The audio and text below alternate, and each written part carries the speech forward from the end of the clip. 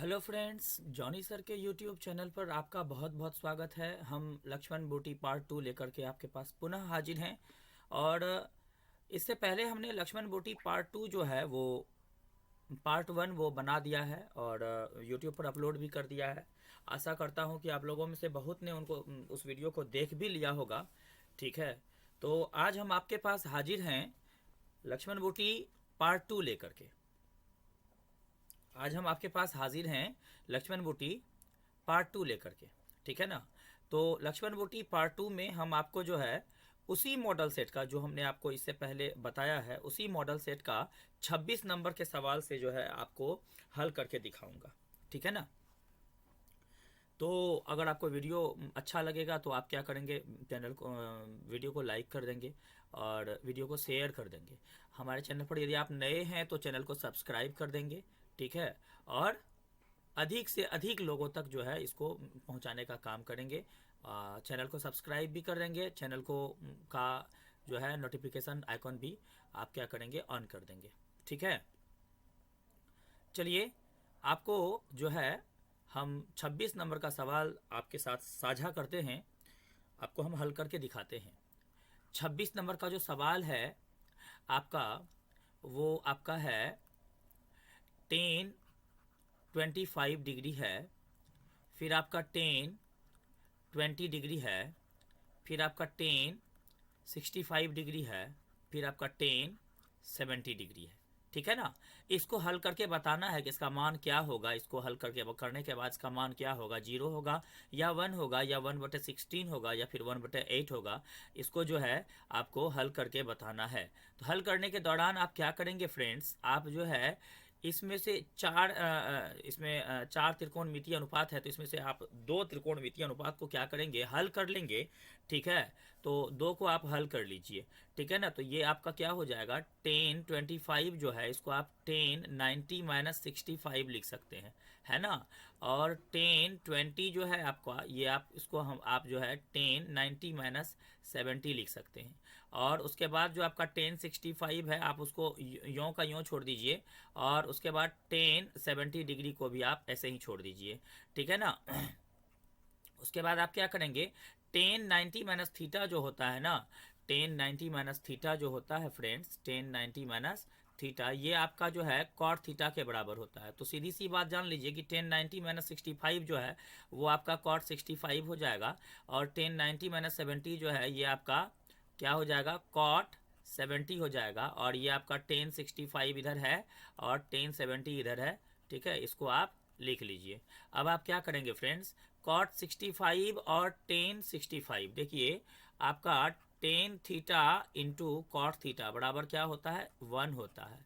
तो यहाँ पर जब आप 10 65 ये वाला और ये वाला आपको कॉट 65 को मल्टीप्लाई करिएगा तो क्या हो जाएगा। उसके बाद फिर आपको क्या करना है, कॉट 70 और 10 70, तो 10 70 और मल्टीप्लाई कॉट 70 करिएगा तो क्या हो जाएगा।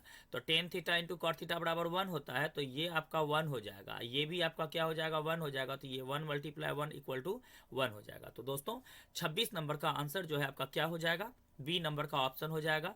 ठीक है, बी नंबर का ऑप्शन आया है। ठीक है, ये आपका बी नंबर का ऑप्शन 1 हो जाएगा। 10 25 degree into 10 20 degree into 10 65 degree into 10 70 degree, ये आपका = 1 हो जाएगा। ठीक है। चलिए अब हम आगे बढ़ते हैं।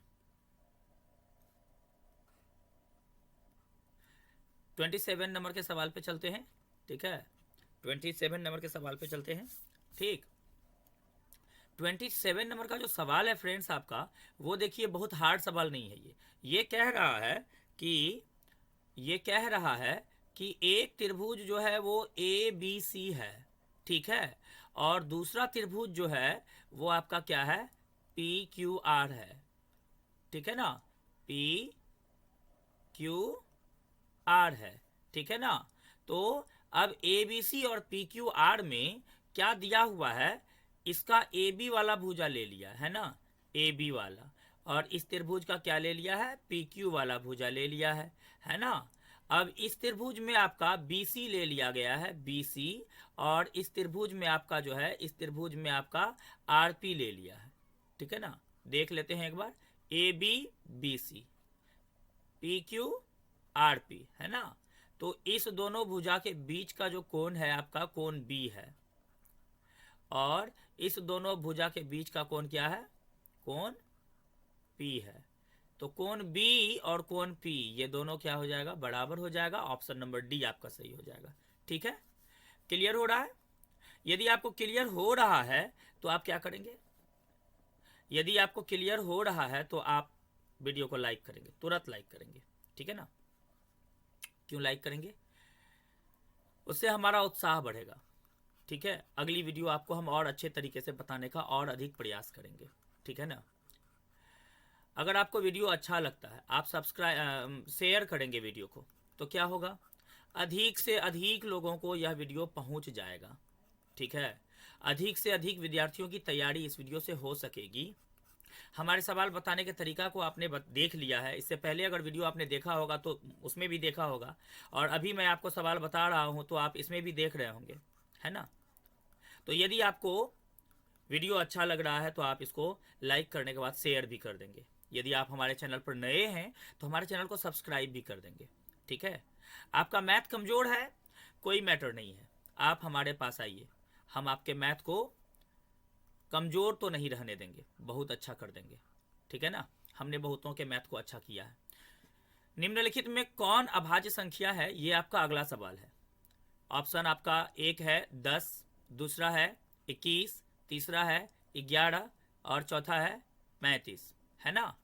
10 का आपका जो गुणनखंड होगा वो क्या हो जाएगा, 1 होगा, 2 होगा, 5 भी हो जाएगा, 10 भी हो जाएगा। 21 1 से विभाजित है, 3 से विभाजित है, 7 से विभाजित है और 21 से विभाजित है। 11 1 से विभाजित है, 11 से विभाजित है, 35 1 से विभाजित है, 5 से विभाजित है, 7 से विभाजित है और 35 से विभाजित है। अब सवाल आता है कि ये जो अभाज्य संख्या है ये क्या होता है, कैसे समझेंगे कि हम अभाज्य संख्या हैं। तो अभाज्य संख्या को समझने का सबसे सुंदर तरीका जो है ना वो एक ही है, वो है कि इसका गुणनखंड जो होता है ना, इसके गुणनखंडों की संख्या मात्र 2 होती है। कितने होती है, 2 होती है। ठीक है ना, जैसे कि देख लीजिए 10 का जो है आपका 1 2 3 4 4 गुणनखंड है। 21 में भी देख लीजिए 4 गुणनखंड है। 35 में भी देख लीजिए 4 गुणनखंड है। 11 में 2 गुणनखंड है। तो आप समझ सकते हैं कि 11 जो है वो अभाज्य संख्या है। दूसरा तरीका आपको समझने का ये भी हो जाएगा कि अभाज्य संख्या जो है वो या तो 1 से विभाजित होती है या तो 1 से विभाजित होती है या स्वयं से विभाजित होती है। 11 भी 1 से विभाजित होती है और फिर 11 से ही विभाजित होती है, और किसी संख्या से आप 11 में भाग नहीं लगा सकते हैं फ्रेंड्स। ठीक है ना, ध्यान में रखिएगा। ठीक है, तो अब हम क्या करेंगे, अब जो है इसका आंसर आपको मिल चुका है। 11 वो संख्या है जिसमें केवल 1 से विभाजित होती है, वो संख्या जो केवल 1 से विभाजित होती है या फिर केवल स्वयं से विभाजित होती है फ्रेंड्स, वो क्या होता है, वो अभाज्य संख्या होता है। वो क्या होता है, वो अभाज्य संख्या होता है। ठीक है, अभाज्य संख्या की केवल 2 गुणनखंड होते हैं, तो आप गुणनखंड की संख्या को देख करके भी आप बता सकते हैं कि वो अभाज्य संख्या है या फिर अभाज्य संख्या नहीं है या भाज्य संख्या है। ठीक है ना, तो आपका अभाज्य संख्या निकल गया है यहाँ पे, वो 11 है आपका। ठीक है, अब क्या है, अब आपका जो है 29 नंबर का सवाल है। 29 नंबर का सवाल देखिए क्या है। 29 नंबर के सवाल में है कि 1 plus cot square theta by 1 plus tan square theta, है ना। चलिए इसको हम आपको करके दिखाते हैं। 1 plus cos square theta 1 plus tan square theta क्या हो जाएगा फ्रेंड्स। 29 नंबर का सवाल, 1 plus cot square theta by 1 plus tan square theta. आपको मालूम है कि कॉट स्क्वायर थीटा जो होता है वो टेन का व्युत्क्रम होता है ना।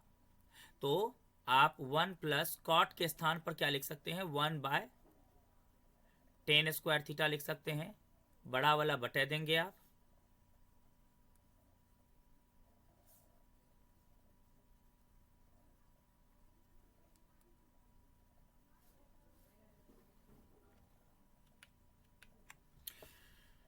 बड़ा वाला क्या करेंगे, बटा देंगे आप, और नीचे में 1 + 10 है तो आप 1 + 10 स्क्वायर लिख लेंगे, है ना। इसके बटे में कुछ नहीं है तो 1 होगा, तो 1 और 10 का लघुत्तम आप यहाँ पे ले लीजिए, क्या हो जाएगा, 10 स्क्वायर ही हो जाएगा।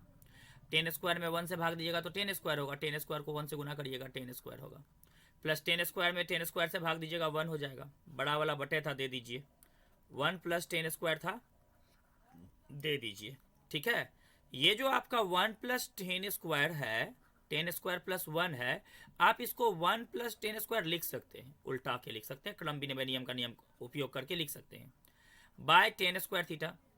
और ये जो आपका 1 + 10 स्क्वायर थीटा है, बटे में कुछ नहीं है तो आप 1 दे सकते हैं, तो आप इसको लिख सकते हैं। जब आप इसको गुना में लाएंगे, वहाँ पे भागा में है, जब आप इसको गुना में लाएंगे तो क्या करेंगे आप, बटे में देंगे 1 + 10 स्क्वायर थीटा, और जब आप इसको काट देंगे तो देखिए क्या बचता है, 1/10 स्क्वायर बचता है ना। 1/10 स्क्वायर बराबर क्या होता है,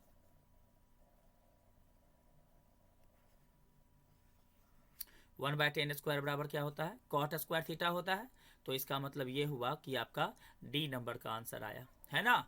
यदि अब आपको प्रॉब्लम हो रही है समझने में तो आप हमसे शेयर करेंगे, ठीक है ना, क्योंकि प्रॉब्लम का एक ही जो है उपाय है, आप शेयर करिए, आप हमसे शेयर करिएगा, हम आपको बताएंगे कि उसकी उसका हल क्या है, ठीक है। आपको क्यों प्रॉब्लम हो रहा है वो हम आपसे जानने का प्रयास करेंगे, और फिर हम आपको बताएंगे कि उसका समस्या हल क्या है।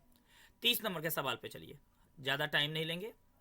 30 नंबर का जो सवाल है, यदि एक वृत्त का परिमाप और क्षेत्रफल संख्यात्मक रूप से बराबर हैं तो उस वृत्त की त्रिज्या क्या होगी, ठीक है। एक वृत्त आपको दे दिया, ठीक है ना, और इसका परिमाप और क्षेत्रफल दोनों कहता है बराबर है, तो इसका परिमाप क्या होगा, 2πr हो जाएगा परिमाप, है ना।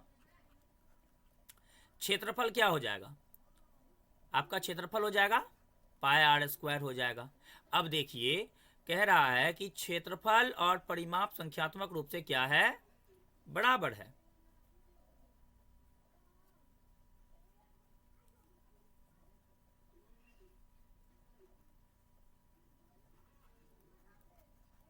बराबर है ना।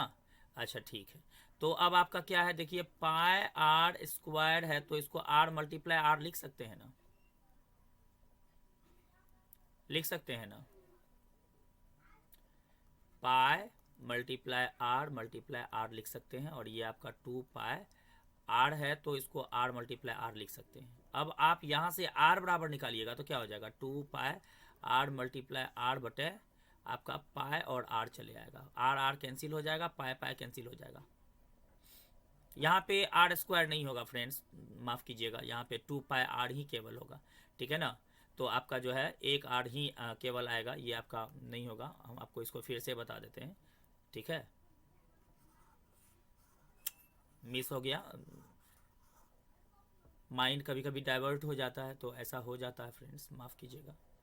2πr² जो है ये आपका πr² जो है πr² है, तो आप इसको यहाँ पे r बराबर निकाल लेंगे, क्या करेंगे, r बराबर यहाँ से आप निकाल लेंगे।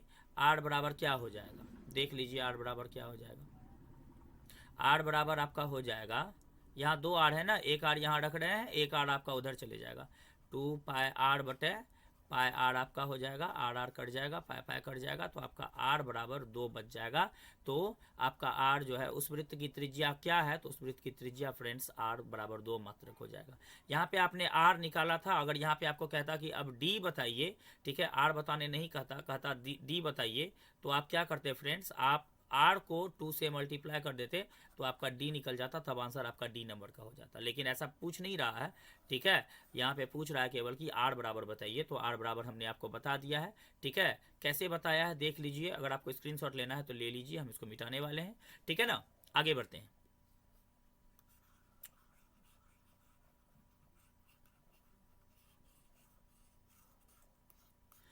अगला सवाल है आपका 31 नंबर में, a बराबर आपका जो है निर्देशांक दिया हुआ है, बिंदु a का निर्देशांक जो है आपको दिया हुआ है वो है आपका कितना, 2 और 3, ठीक है ना। आपका जो बिंदु a का निर्देशांक है वो आपका कितना है, 2 और 3 है।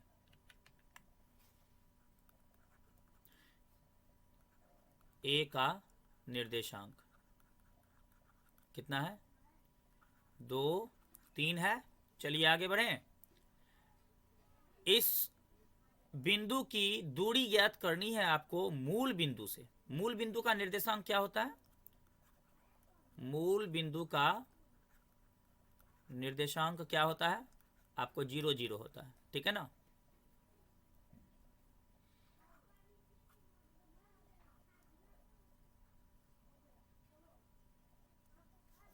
मूल बिंदु का निर्देशांक क्या होता है, 0 0 होता है, ठीक है। तो आपका दूरी क्या हो जाएगा, दूरी आपका हो जाएगा 2 - 0 का होल स्क्वायर और 3 - 0 का होल स्क्वायर, इसका रूट अंडर क्या हो जाएगा, तो आपका हो जाएगा 2 का होल स्क्वायर हो जाएगा, 3 में से 0 घटेगा, 3 का होल स्क्वायर हो जाएगा, ये आपका हो जाएगा 4, ये आपका हो जाएगा 9, ये हो जाएगा आपका रूट अंडर 13, ठीक है। ऑप्शन नंबर सी आपका सही हो जाएगा। आगे बढ़ें। 32 नंबर। वीडियो कैसा लग रहा है फ्रेंड्स, आपको वीडियो अगर अच्छा लग रहा है तो आप वीडियो को लाइक करेंगे, वीडियो को शेयर करेंगे, अधिक से अधिक 10th क्लास के स्टूडेंट तक पहुंचाएंगे, और हमारे चैनल पर नए हैं तो सब्सक्राइब करेंगे। यदि आप में से कोई 12th क्लास का स्टूडेंट है तो हम आपको, आपकी जानकारी है तो आपको बता देते हैं कि 12th के हिस्ट्री ज्योग्राफी का जो है ऑब्जेक्टिव बहुत जल्द आने वाला है, उसकी तैयारी हो रही है, ठीक है ना। हम बहुत जल्द उसका ऑब्जेक्टिव आपको ला करके देंगे, ठीक है। आप हमारे चैनल को सब्सक्राइब करिए और बेल आइकन को दबा दीजिए, नोटिफिकेशन बेल आइकन को, ठीक है। जैसे ही हम आपका जो है आपके यूज़ का वीडियो हम आपको डालेंगे, आप क्या करेंगे, उसको देख लेंगे, आपको मालूम चल जाएगा, नोटिफिकेशन आपको मिल जाएगा और आपको मालूम चल जाएगा, आप उस वीडियो को देख लेंगे। बहुत लाभ होगा फ्रेंड्स, बहुत लाभ होगा। यदि दो संख्याओं का HCF 15 है, LCM 90 है, तो संख्याओं का गुणनफल क्या होगा।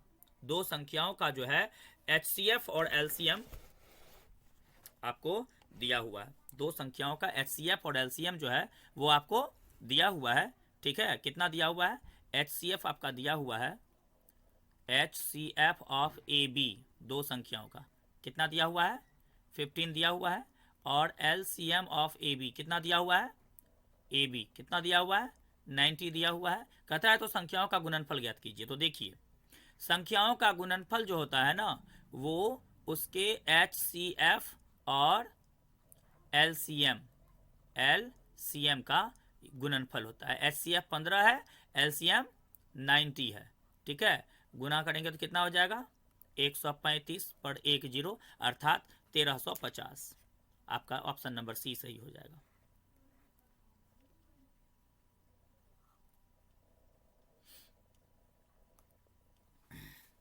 चलिए आगे बढ़ते हैं। 33 नंबर का सवाल है आपका, 2 थीटा बराबर जो है 60 डिग्री दिया हुआ है। 2 थीटा बराबर कितना दिया हुआ है, 60 डिग्री दिया हुआ है, ठीक है। तो कहता है कि साइन थीटा का मान ज्ञात करें। साइन थीटा का मान ज्ञात करना है आपको, ठीक है। 2 थीटा बराबर आपको दिया हुआ है 33 नंबर में, 2 थीटा बराबर दिया हुआ है 60 डिग्री। तो सीधी सी बात है फ्रेंड्स, थीटा बराबर क्या हो जाएगा, 60/2 30 हो जाएगा, ठीक है ना। अब साइन थीटा का मान क्या होगा फ्रेंड्स, साइन थीटा मतलब क्या, थीटा के जगह पर 30 रखना होगा, साइन 30 डिग्री, और साइन 30 डिग्री का मान क्या हो जाएगा, 1/2 हो जाएगा। आपका ऑप्शन नंबर बी सही हो गया। आगे बढ़े ना।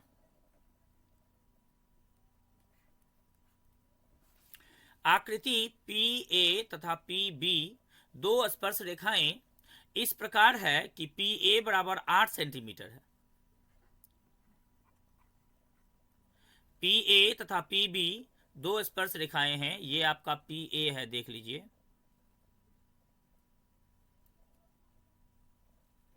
और ये आपका PB है, ठीक है ना। और ये दो स्पर्श रेखाएं इस प्रकार है कि PA 8 सेंटीमीटर है। PA कितना है, 8 सेंटीमीटर है।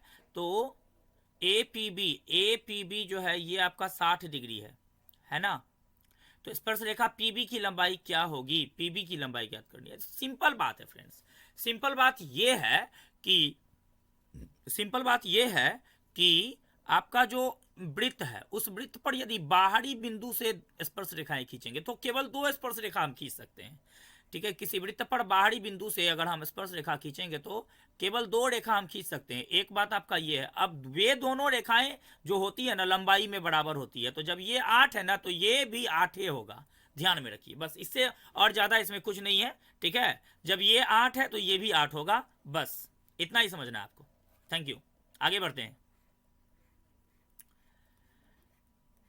35 नंबर का सवाल है, दो रैखिक समीकरण के आलेख प्रतिच्छेदी रेखाएं हैं, तभी रैखिक समीकरण का हल क्या होगा? सॉरी, तब रैखिक समीकरण का हल होगा, क्या होगा? तो रैखिक समीकरण का जो ग्राफ होता है वो 3 तरीके से ग्राफ हो सकता है। एक तो आपको समांतर रेखा हो सकती है, एक तो आपको, दूसरा आपको संपाती रेखा होगी, और तीसरी जो प्रतिच्छेदी तीसरा जो आलेख होगा वो आपका प्रतिच्छेदी रेखा होगा। ठीक है, हम तीनों का मतलब आपको बताते हैं। ये दोनों ग्राफ एक दूसरे से कहीं नहीं मिला है ना, ये समांतर रेखाएं हैं, ये कहीं एक दूसरे से नहीं मिला है, तो ये समीकरण आपको कोई हल देगा ही नहीं, ठीक है ना, कोई हल नहीं देगा। ठीक है, ये आपका एक ही रेखा पर दूसरी रेखा है, मतलब ये दोनों रेखाएं एक दूसरे से अनंत बार मिली है, इसलिए ये आपको जो है, पहले तो ये संपाती रेखाएं हैं, संपाती रेखाएं हैं, और दूसरा कि ये आपको अनंत बार एक दूसरे से मिली है, इसलिए ये आपको अनंत हल देगा, अनंत हल। ठीक है, और ये दोनों रेखाएं एक दूसरे से केवल एक बार मिली है, ठीक है ना, केवल एक बार मिली है फ्रेंड्स, इसलिए ये दोनों समीकरण जो है, ये समीकरण युग्म आपको केवल एक हल दे सकता है फ्रेंड्स, केवल एक हल दे सकता है। ठीक है, तो इसको हम प्रतिच्छेदी रेखाएं बोलते हैं, प्रतिच्छेदी रेखाएं बोलते हैं, और ये आपको केवल एक हल देगा। स्क्रीनशॉट ले लीजिएगा, बहुत इंपॉर्टेंट चीज है, ये बहुत महत्वपूर्ण चीज है, इससे एक सवाल तो पक्का रहेगा फ्रेंड्स, पक्का रहेगा इससे एक सवाल, ठीक है ना। स्क्रीनशॉट ले लेंगे आप इसका, केवल एक हल देगी ये वाली समीकरण आपको युग्म। ठीक है, ऑप्शन नंबर डी आपका सही हो जाएगा।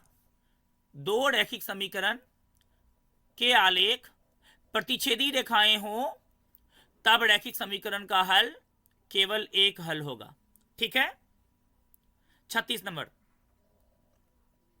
दो समान कोणिक त्रिभुजों में उनकी संगत भुजाओं का अनुपात सदैव समान रहता है। दो समान कोणिक त्रिभुजों में, ठीक है, दो समान कोणिक त्रिभुजों में उनका अनुपात सदैव समान रहता है, संगत भुजाओं का अनुपात सदैव समान रहता है। इसके बारे में फ्रेंड्स आप क्या कहेंगे? समान कोणिक त्रिभुजों में उनकी संगत भुजाओं का अनुपात जो है, समान कोणिक त्रिभुज मतलब दो त्रिभुज होंगे, दो त्रिभुज होंगे, ठीक है, ये त्रिभुज आपका बड़ा भी हो सकता है फ्रेंड्स, सॉरी, ये त्रिभुज आपका बड़ा भी हो सकता है। मान लीजिए आपका जो एक त्रिभुज है ये है, और आपका दूसरा त्रिभुज ये है, और दोनों त्रिभुज के तीनों कोण असंगत कोण के बराबर होंगे।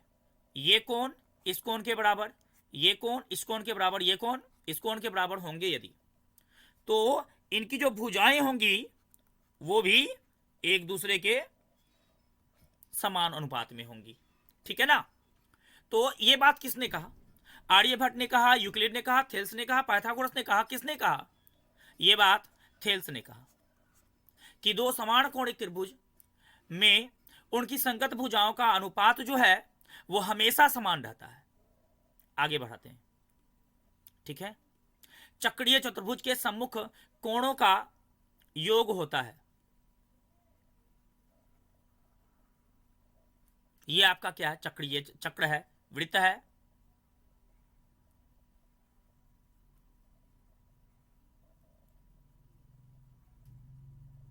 वृत्त के अंदर आप किसी भी तरह का चतुर्भुज बनाएं, वृत्त के अंदर यदि आप त्रिभुज बनाते हैं तो उसका सम्मुख कोण जो होगा वो 180 डिग्री का होगा, दोनों मिला के।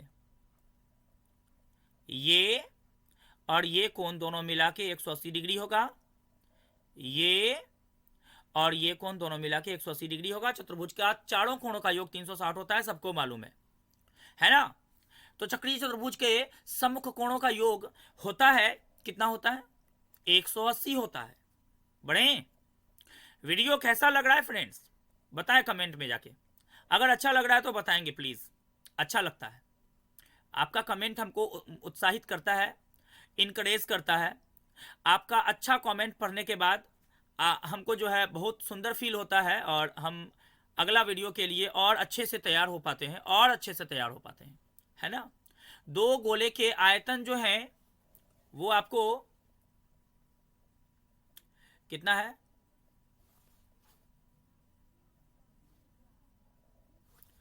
दो गोले का जो आयतन है वो आपका अनुपात दिया हुआ है। एक गोला मतलब V1 बटा V2। पहले गोले का आयतन जो है आपको 125 दिया हुआ है और दूसरे गोले का आयतन आपको 27 दिया हुआ है। मान लीजिए बड़े वाले गोले की त्रिज्या बड़ा वाला आड़ है और छोटे वाले गोले की त्रिज्या छोटा वाला आड़ है। तो क्या हो जाएगा? गोले का फॉर्मूला क्या होता है? गोले के आयतन का फॉर्मूला क्या होता है? 4/3 पाए। बड़ा वाला गोला है तो बड़ी वाली आड़, और छोटा वाला गोला है तो छोटी वाली आड़, है ना फ्रेंड्स। प्रॉब्लम हो तो बताएं, प्रॉब्लम हो तो बताएं, हम आपका हल देंगे आपको, ठीक है। पाए पाए कट गया है। अब यहां आपका 125/27 है। अब देखिए r³ है, रहने दीजिए ना, क्या फर्क पड़ता है। 125 बताइए किसका क्यूब है? 5 का क्यूब है 125। 27 बताइए किसका क्यूब है? 3 का क्यूब है 27। अब बताइए बड़ी आर जो है वो 5, छोटी आर आपका 3, है ना। आ गया। अब पूछ रहा है क्या? तो इनके पृष्ठीय क्षेत्रफल का अनुपात फ्रेंड्स क्या होगा? इनके पृष्ठीय क्षेत्रफल का अनुपात। बड़े वाले गोला का पृष्ठीय क्षेत्रफल क्या हो जाएगा? 4 पाए बड़ा वाला r²। छोटे वाले गोले का पृष्ठीय क्षेत्रफल क्या हो जाएगा? छोटे वाले का आपका जो है वो हो जाएगा आपका 4 पाए छोटा वाला r², बराबर क्या हो जाएगा फ्रेंड्स? 4 4 कट जाएगा, पाए पाए कट जाएगा, r² क्या हो जाएगा? 5²। छोटा वाला r² क्या हो जाएगा? 3²। तो ये आपका 25/3 9 हो गया, मतलब कि 25:9। ठीक है, आंसर आपका आ गया है 25:9। देखिए फ्रेंड्स, आपको थोड़ा जल्दी जल्दी जो ऑब्जेक्टिव बनाना है, हम तो आपको बता के बना रहे हैं, समझा के बना रहे हैं, ठीक है। लेकिन यदि आपको ऑब्जेक्टिव, आपको टाइम बचाना है एग्जाम में, तो आप ऑब्जेक्टिव को थोड़ा सा स्पीड में हल करें, ठीक है ना।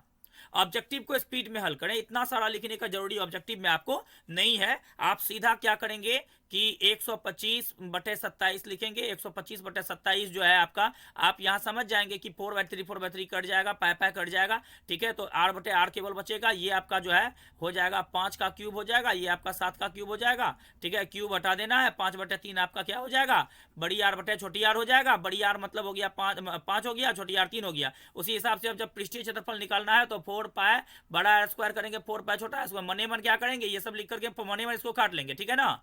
और फिर क्या करेंगे, बड़ा r² को 25, तो छोटा r² को 3×9 हो गया, 25/9 हो गया, मतलब 25:9 हो गया फ्रेंड्स, ठीक है ना। तो इतना जल्दी आपको इसको हल करना है, ठीक है। आप इतना लेट में हल करेंगे तब तो टाइम आपका नहीं बचेगा। हम तो आपको समझा के हल कर रहे हैं ना, तो हम तो मान के चलिए जो लोग देखेंगे सबके माइंड को दिमाग में लेकर के हमको सवाल बनाना पड़ता है कि कमजोर स्टूडेंट यदि देख रहा है तो उनको भी ठीक ठीक से समझ में आए, इस हिसाब से हम सवाल बताते हैं यहाँ पे। तो हम थोड़ा सा लंबा और थोड़ा सा अच्छा से करके बताते हैं, ठीक है। लेकिन आपको यदि आप तेज तरार हैं तो आपको इतना लंबा करके नहीं बनाना है। ऑब्जेक्टिव वाला सवाल आपको क्या करना है, थोड़ा सा जल्दी जल्दी हल करके आपको आंसर पता करके आगे बढ़ जाना है, क्योंकि आपको सब्जेक्टिव वाले सवाल में कहीं कहीं आपको लेट लग सकता है। तो उसके लिए आपको टाइम मैनेजमेंट अभी से करना पड़ेगा ऑब्जेक्टिव बनाने के टाइम से, है ना।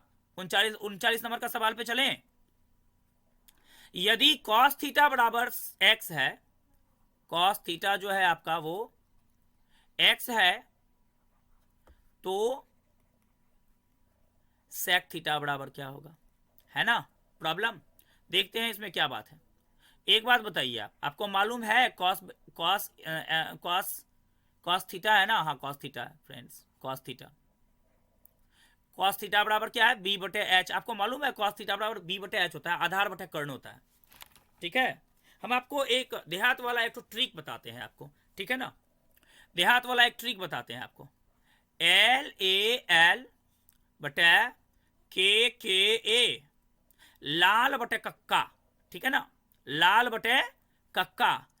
एल को आप लंब मान लीजिए, देखिए लंब का परपेंडिकुलर पी होता है, समझ गए।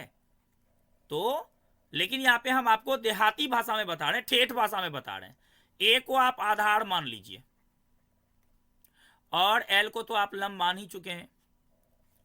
के को आप क्या मान लीजिए, कर्ण। ठीक है, एक काम करते हैं, इसको हम अलग में लिख देते हैं।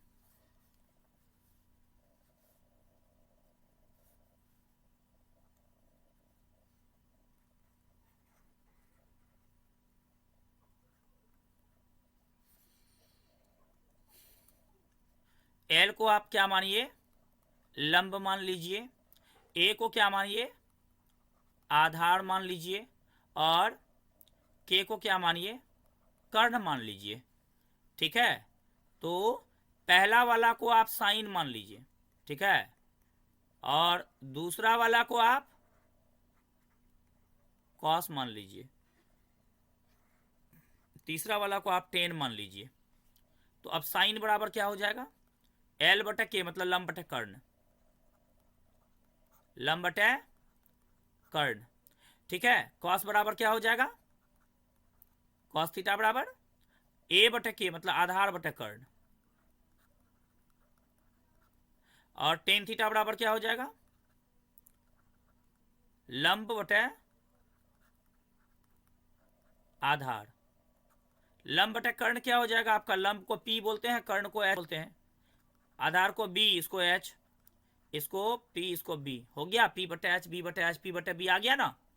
चलिए ठीक है, स्क्रीनशॉट ले लीजिए अगर आपको जरूरत है, स्क्रीनशॉट ले लीजिए। आपको लगता है लाल बटा कक्का आपके लिए बहुत सुंदर है और बहुत अच्छा ट्रिक है ये, तो आप इसको स्क्रीनशॉट ले लेंगे, हम इसको मिटाने वाले हैं। ठीक है,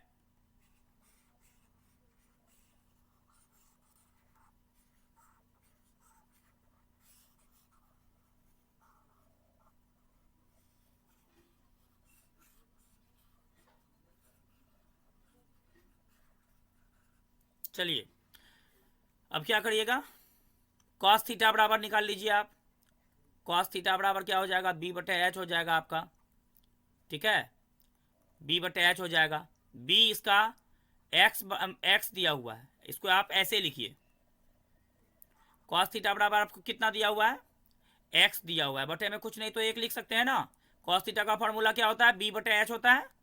तो आपका बी बराबर क्या हो जाएगा, एक्स हो जाएगा, एच बराबर एक हो जाएगा। अब आप पी बराबर निकाल लीजिए, क्या हो जाएगा, root under H square minus B square मतलब कि 1 स्क्वायर माइनस एक्स स्क्वायर मतलब कि 1 माइनस एक्स स्क्वायर। ठीक है ना, 1 माइनस एक्स स्क्वायर। आगे बढ़ें तो ये आपका क्या हो जाएगा, सेक थीटा बराबर क्या हो जाएगा, बी बटा एच हो जाएगा। सॉरी, यहां तो एक कमाल की बात है फ्रेंड्स, इतना जो लंबा आप किए हैं ये आप नहीं भी कर सकते हैं, सीधी सी बात हमको बता देते हैं आपको। ये एच बटा बी कर लीजिएगा, एच बटा बी मतलब आपका हो जाएगा 1 बाय एक्स हो जाएगा। ठीक है, कॉस बराबर जब आपका एक्स दिया हुआ है तो सीधे सीधे समझ लीजिए कि सेक बराबर 1 बाय एक्स हो जाएगा। ठीक है, आपका डी नंबर का आंसर हो जाएगा। ठीक है,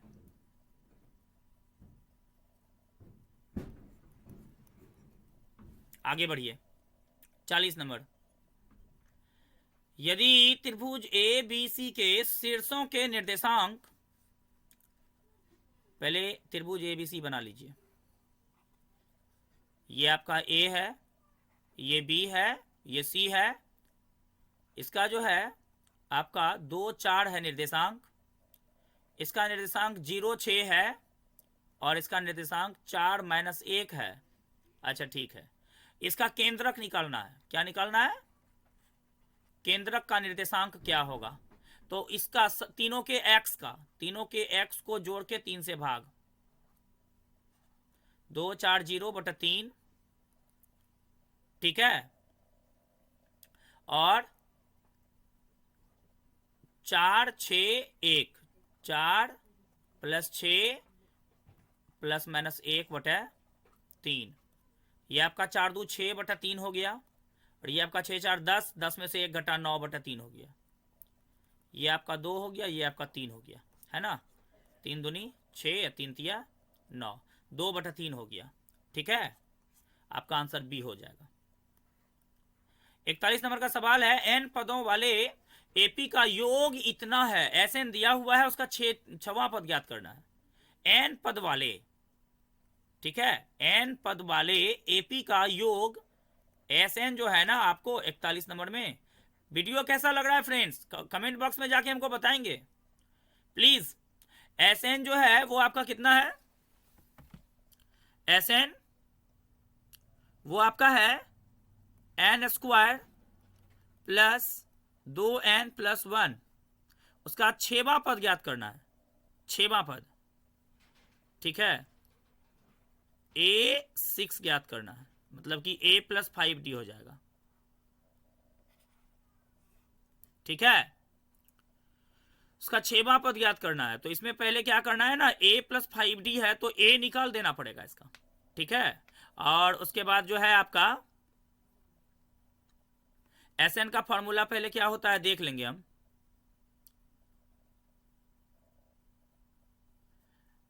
एसएन का फॉर्मूला क्या होता है वो देख लेंगे। एसएन का फॉर्मूला होता है n/2 × 2a + n-1 × d, ठीक है, ये एक फॉर्मूला होता है। दूसरा फॉर्मूला होता है Sn = a + an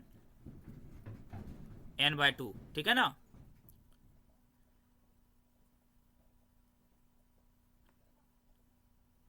तो आपका क्या करना है, a + an है, तो an पहले अगर आप यहां निकालते हैं तो नहीं निकलेगा,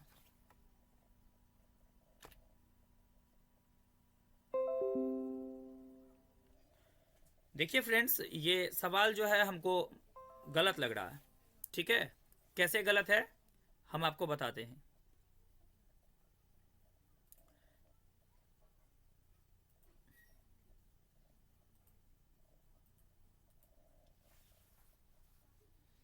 कैसे गलत है हम आपको करके बताते हैं, ठीक है, क्योंकि सवाल में डिफिकल्टी लग रहा था इसलिए मैंने वीडियो को रोक दिया था, ठीक है, उसके बाद सवाल पर देखने लगा तो सवाल हमको गलत बुझा रहा है, ठीक है, कैसे गलत है हम आपको बताते हैं। 41 नंबर का सवाल है, और सवाल का कहना है कि n पदों वाले एपी का योग, ठीक है, देखिए कंप्लीट है कि Sn दिया हुआ है, n पद वाले एपी का योग जो है आपको दिया हुआ है n² + 2n+1, ठीक है, तो सीधी सी बात है, जब 6 पद का योग हम निकालेंगे तो क्या निकलेगा, 6² + 2 × 6 + 1, ये आपका 36 हो गया, 12 हो गया, 1 हो गया, ये आपका 49 हो गया, जोड़ के 36, 12, 48, 49, ठीक है। कहता है उसका 6वां पद ज्ञात कीजिए।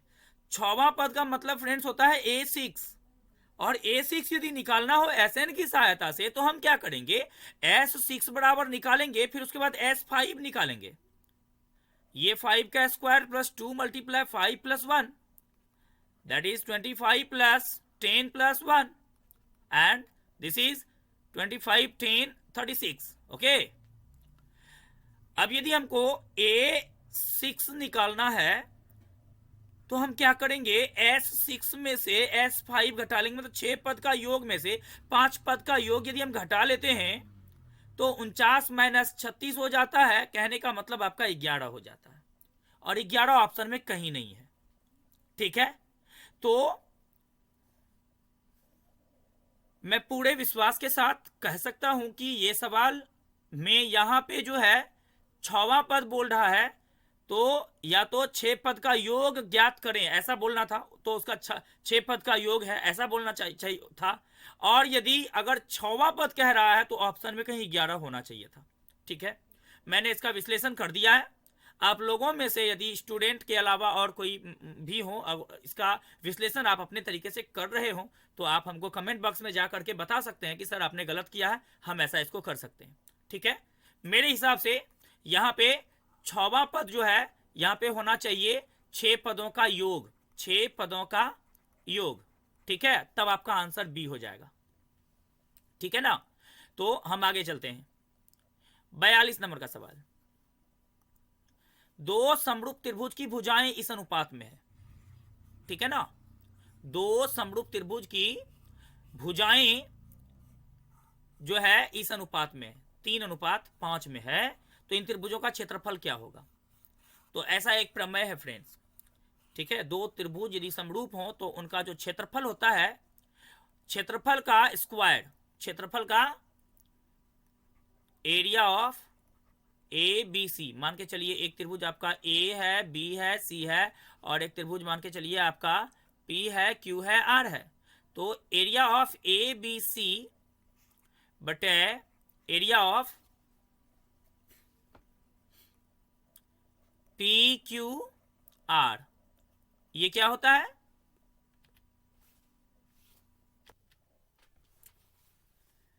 तो दो त्रिभुजों का, दो समरूप त्रिभुजों की भुजाएं 3:5 के अनुपात में है, इन त्रिभुजों के क्षेत्रफल का अनुपात ज्ञात करना है ना।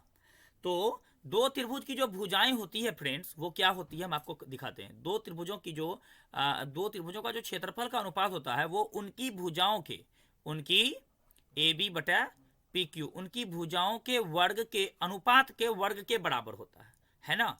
तो क्या हो जाएगा आपका, एक भुजा आपका ऊपर वाले का 3 है और नीचे वाले का 5 है, तो क्या हो जाएगा 9 हो जाएगा, इसका वर्ग हो जाएगा तो 9/25 हो जाएगा, मतलब कि 9:25 हो जाएगा। तो आपका ऑप्शन नंबर जो है वह सी सही है। ठीक है, आगे बढ़ते हैं। आगे क्या है, बिंदु 4-1 और बिंदु 2-3 के बीच की दूरी होगी। बहुत सिंपल सवाल है ना। ए का निर्देशांक आपको दिया हुआ है 4-1, बी का निर्देशांक आपको दिया हुआ है 2-3, आपको दूरी निकालना है, ए बी निकालना है, ए बी दोनों के बीच की दूरी निकालनी है आपको।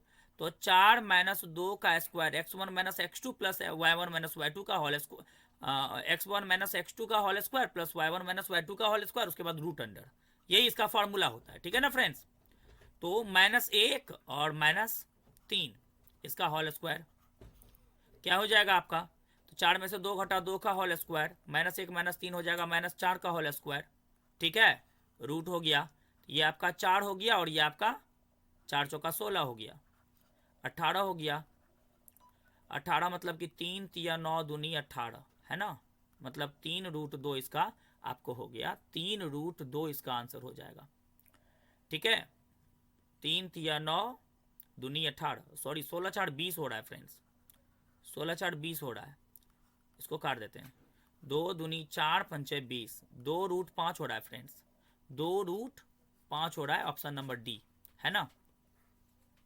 समीकरण इतना का अभिव्यक्त कर बराबर है 9 के या फिर 3 के या फिर 41 के या फिर 25 के, देख लेते हैं एक बार ना। 44 में क्या है, 2√2y² प्लस 5y प्लस √2, तो ये आपका हो जाता है a बराबर 2√2 हो गया, b बराबर 5 हो गया, c बराबर √2 हो गया, d बराबर निकालना है तो b² - 4ac हो गया। ठीक है, b है आपका 5² -4 मल्टीप्लाई a 2√2 मल्टीप्लाई c √2, क्या हो जाएगा फ्रेंड्स, ये हो जाएगा 25 - 4 दूनी 8 और 2√2 ये हो गया 2, मतलब 8 दूनी 16। ठीक है, ये आपका 9 हो गया, 9 का 3 हो जाएगा। ठीक है, बी नंबर का आंसर हो गया फ्रेंड्स। 45 नंबर में है, स्क्रीनशॉट यदि लेना हो फ्रेंड्स तो आप ले लेंगे, वीडियो अच्छा लग रहा है लाइक कर देंगे फ्रेंड्स। ठीक है, और इतना अच्छा लग रहा है कि आप शेयर कर सकते हैं, तो तुरंत आप इसको शेयर करेंगे, अधिक से अधिक लोगों के पास पहुंचाएंगे। ठीक है, हमारी भी हेल्प करेंगे और उनकी भी हेल्प करेंगे जिनको ये सवाल सीखना है। ठीक है, हमारे चैनल पर नए हैं फ्रेंड्स, क्या करेंगे, हमारे चैनल को सब्सक्राइब करेंगे, नोटिफिकेशन बेल आइकन को दबा करके। ठीक है, हमारे द्वारा अपलोड किए गए सारे वीडियोस का नोटिफिकेशन सबसे पहले प्राप्त करेंगे। 45 नंबर का सवाल, ए का निर्देशांक दिया हुआ है 3 4, बी का निर्देशांक दिया हुआ है -3 8। ठीक है, मिलाने वाली रेखा के मध्य बिंदु का निर्देशांक क्या होगा? ए और बी को मिलाने वाली जो रेखा है उसके बीच का जो मध्य बिंदु है उसका निर्देशांक क्या होगा?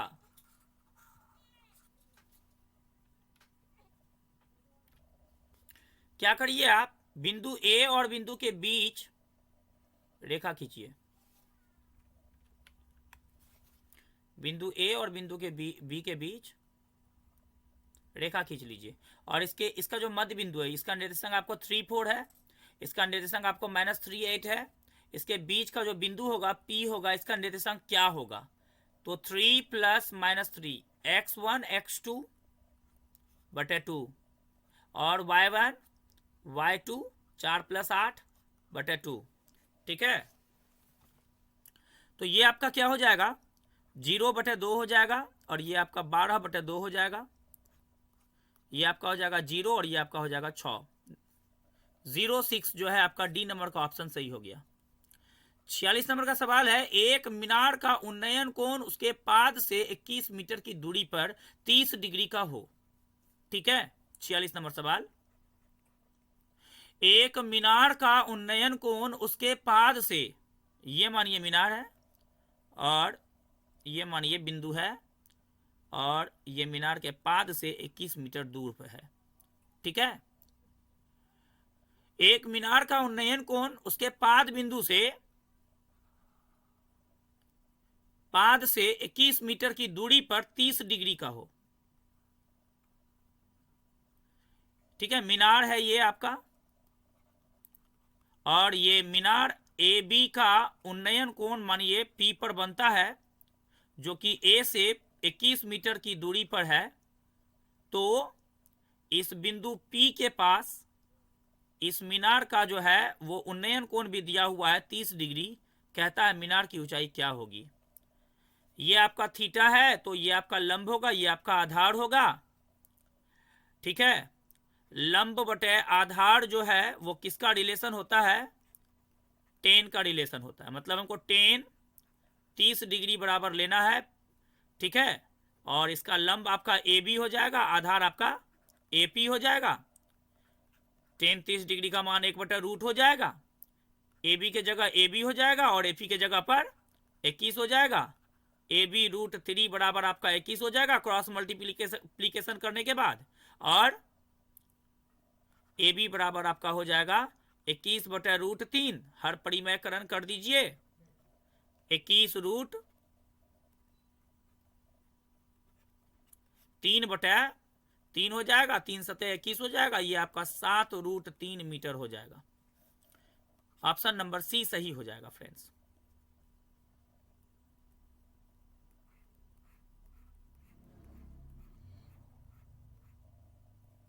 दो भिन्न त्रिज्याओं वाले वृत्त हमेशा होते हैं। 47 नंबर सवाल,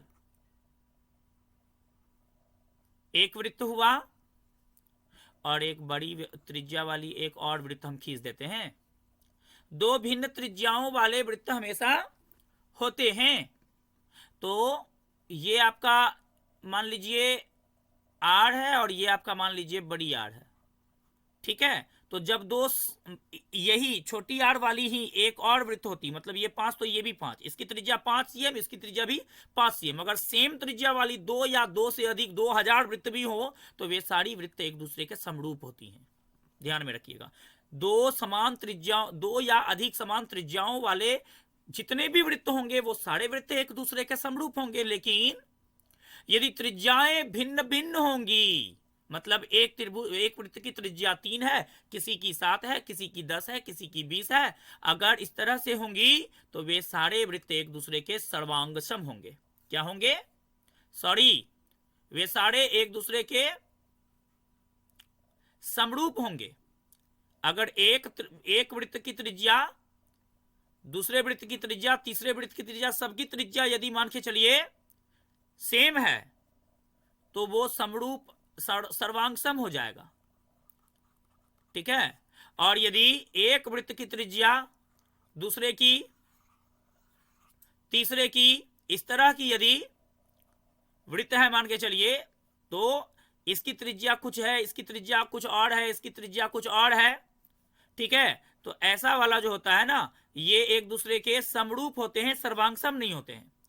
ठीक है। ये एक दूसरे के जैसा देखने में, एक जैसा देखने में होते हैं, लेकिन ये समान त्रिज्या वाली जितनी भी वृत्त हैं वे केवल एक जैसा ही नहीं होते हैं, एक जैसा के अलावा, ठीक है, उनका उनका जो है सभी अंग भी समान होते हैं, मतलब सर्वांगसम होते हैं। तो यहां है दो भिन्न त्रिज्याओं वाले वृत्त हमेशा समरूप होते हैं। क्या होते हैं? समरूप होते हैं। 48 नंबर का सवाल, कॉसेक थीटा बराबर 5/3 दिया हुआ है तो कॉट थीटा बराबर क्या होगा? कॉसेक थीटा बराबर क्या दिया हुआ है? 5/3। तो कॉट थीटा बराबर क्या होगा? ये बात बताना है दोस्तों। वीडियो कैसा लग रहा है कमेंट बॉक्स में जाइए और हमको बताइए वीडियो कैसा लग रहा है। वीडियो अच्छा लग रहा है तो आप क्या करेंगे?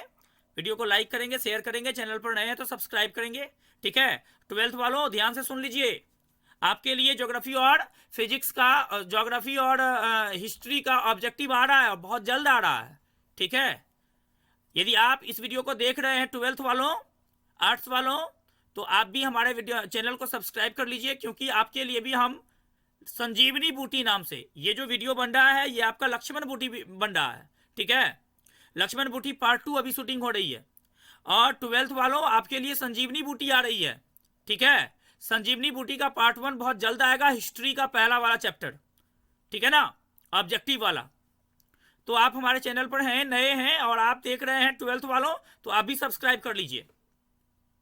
48 नंबर का सवाल, कॉसेक थीटा बराबर 5/3। कॉसेक थीटा बराबर 5/3 तो कॉट थीटा बराबर बोलना है क्या होगा? तो कॉसेक थीटा बराबर 5/3 है ना, कॉसेक थीटा बराबर क्या होता है? h/p। देखिए p/h जो होता है ना ये साइन थीटा होता है, b/h जो होता है वो आपका कॉस थीटा होता है, और p/b जो होता है वो आपका टेन थीटा होता है ना। लिख लीजिएगा, मिटा रहे हैं इसको। कॉसेक थीटा जो है वो आपका कितना दिया हुआ है? कॉसेक थीटा 5/3 दिया हुआ है। ठीक है। तो ये आपका हो जाएगा h/p, ये आपका दिया हुआ है। h आपका 5 है और p आपका 3 है, b निकालिए, हो जाएगा h² माइनस p²। h² आपका 5² है माइनस p² आपका 3² है। 25 माइनस 9 16 हो जाएगा, ये आपका 4 हो जाएगा। ठीक है ना। तो अब क्या निकलना है? कॉट थीटा ना, कॉट थीटा ना, ये आपका p/b जो है ये आपका टेन थीटा होता है, b/p आपका कॉट थीटा हो जाएगा। b आपका 4 है और p आपका 5 है, 4/5 आपका आंसर हो जाएगा। सॉरी, p कितना है? p 3 है, 4/3 आपका आंसर हो जाएगा, डी नंबर का आंसर हो जाएगा। 49 नंबर का सवाल, खत्म ही हो रहा है फ्रेंड्स, हाँ खत्म ही हो रहा है। ठीक है। वीडियो अच्छा लग रहा है फ्रेंड्स, प्लीज लाइक करेंगे, कमेंट बॉक्स में जाकर के बताएंगे वीडियो कैसा लग रहा है आपको प्लीज। दो समरूप त्रिभुज ABC और DEF इस प्रकार है कि दो AB बराबर DE और BC बराबर 8 cm, तो EF बराबर कितना? ABC, ठीक है, और DEF इस प्रकार है कि 2AB बराबर DE, ठीक है ना, DEF, ठीक है, 2AB बराबर DE है, तो EF क्या हो जाएगा, EF क्या हो जाएगा, तो 2AB बराबर क्या है फ्रेंड्स, DE है ना, और BC बराबर 8 cm है फ्रेंड्स। BC देखिए इसका क्या हो जाएगा, BC बराबर 8 cm दिया हुआ है, ठीक है ना। EF मांग रहा है, EF मांग रहा है, तो इसका जो है ना ये समरूप है ना, तो इसका AB जो है इसका DE, AB बटे DE होगा, और इसका BC बटे इसका EF होगा, ठीक है ना। तो AB के जगह पर AB रहने दीजिए,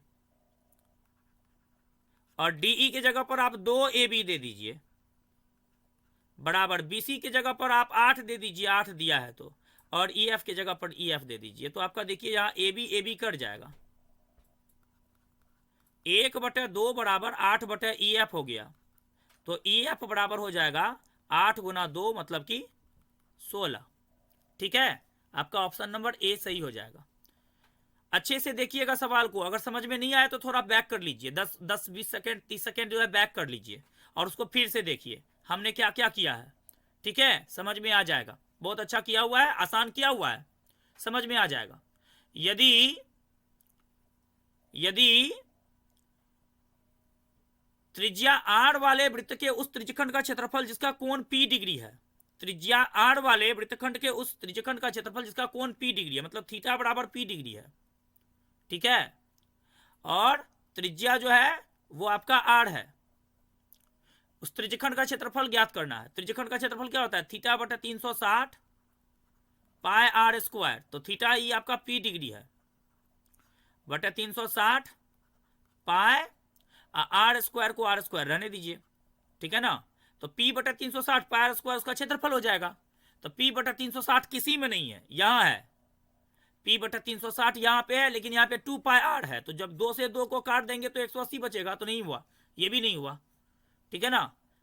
तो कोई भी इसमें नहीं है ऑप्शन आपका, ठीक है। आप क्या करिए, नीचे में 720 है ना एक में, तो आप 2 से मल्टीप्लाई करके देखिए क्या हो जाएगा, आपका हो जाएगा P और 2 पाई r स्क्वायर बटा 720, P 2 पाई r स्क्वायर बटा 720, आपका डी नंबर का आंसर हो जाएगा, ठीक है। इसको गौर से देखिएगा फ्रेंड्स, इसको मैंने 2/2 से मल्टीप्लाई किया है, तो क्या हो गया है, P डिग्री बटा 360 गुना ये जो पाई r स्क्वायर है यहाँ पे 2 से मल्टीप्लाई कर देंगे, 2 पाई r स्क्वायर हो जाएगा, और ये जो आपका 360 है इसको 2 से मल्टीप्लाई कर देंगे, ये नीचे वाले 2 से, ठीक है।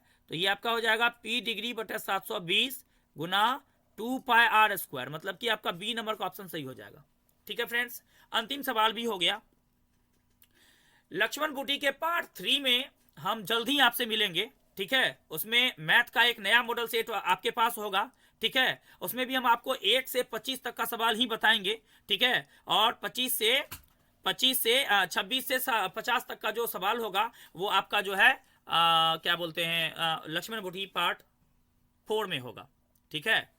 तो आज के लिए इतना ही। इस वीडियो में मैंने 25 सवालों को हल किया है, आपको बहुत समझा करके हल किया है, तो आप इसको देखिए आपको कैसा लग रहा है, ठीक है। अगर वीडियो आपको अच्छा लग रहा है तो वीडियो को लाइक कीजिएगा, शेयर कीजिएगा, हमारे चैनल पर नए हैं तो सब्सक्राइब कीजिएगा, ठीक है। हम आपसे फिर ही मिलेंगे, नए मॉडल सेट फिर मिलेंगे, ठीक है, नए मॉडल सेट के साथ 1 से 25 सवालों को उसमें भी हल करके बताएंगे आपको, ठीक है। तब तक में आप अपनी तैयारी अच्छे से करिए, ठीक है, एंजॉय करिए खूब बढ़िया से एजुकेशन का, अपने एजुकेशन लाइफ का, ठीक है। तब तक के लिए नमस्कार, हम आपसे फिर भेंट करेंगे लक्ष्मण बूटी पार्ट 4 को लेकर के।